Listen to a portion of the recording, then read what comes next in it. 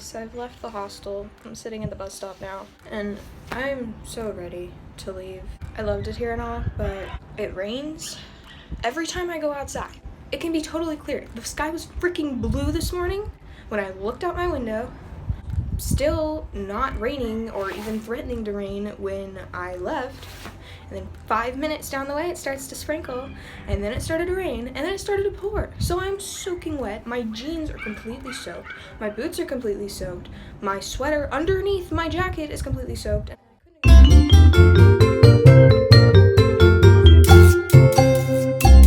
This is a good place to go if you're a hermit and you're prepared and you can cook for yourself. Although, I don't know where a grocery store is.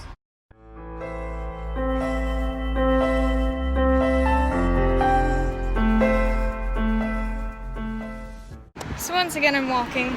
I feel like crap. Finally seen a sign for where I'm going. So that's nice. Good Lord, I'm tired. I'm carrying the backpack, my bag, and then also a big bag of food and snacks and socks because all of mine are soaking wet.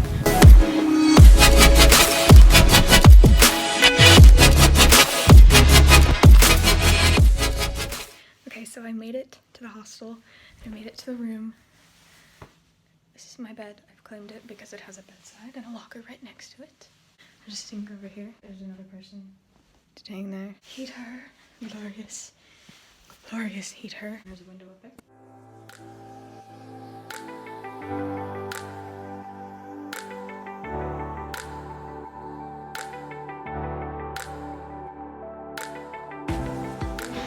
Okay, so I am in Marazion, I think is how you pronounce it, and I'm going to St. Michael's Mount, or Mont St. Michael as I've also heard it called. So the tide right now is super high. I have to take a ferry boat out to the island. I definitely could not walk. I would be underwater.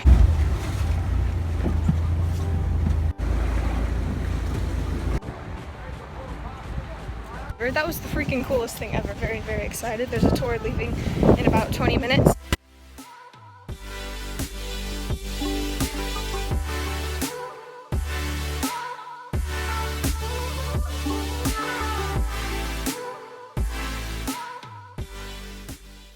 And there used to be lots of giants who lived all over Cornwall. And there was one in particular that lived here on St. Michael's Mount, and his name was Cormoran. And Cormoran was a very, very horrible, mean giant.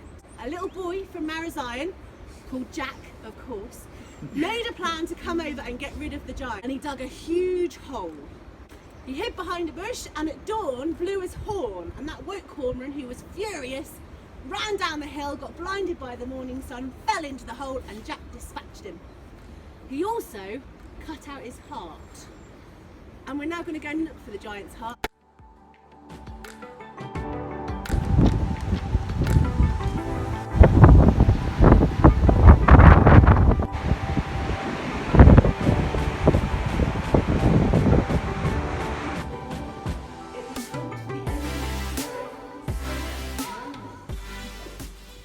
So the tour is over. It was amazing, so beautiful. I mean, we couldn't go to the garden area, but we could look down at it from the castle, which was amazing. We got to go inside a lot of the castle. Like, people still live there, but it's the family that owns it, so they sort of like live in their apartment area.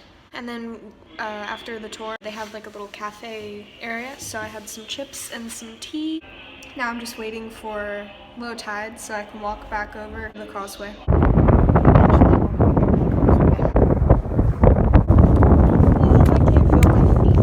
Okay, so I just ran from the causeway because basically my feet are already drenched. This is what it looked like running down the road. What day in Cornwall would be complete without getting my feet drenched? I should clarify, I ran because the bus said on their app that it was supposed to be at 4:16. It was like 4:07 when I got across the causeway, so I was like, crap.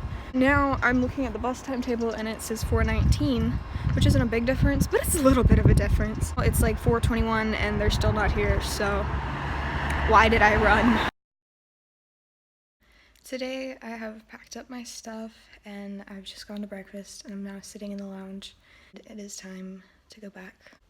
Mixed emotions on Cornwall. I freaking loved it, I think. Blizzard really threw me off because there was like nothing there. And it rained on me a lot. I really, really enjoyed Penzance and Marazion.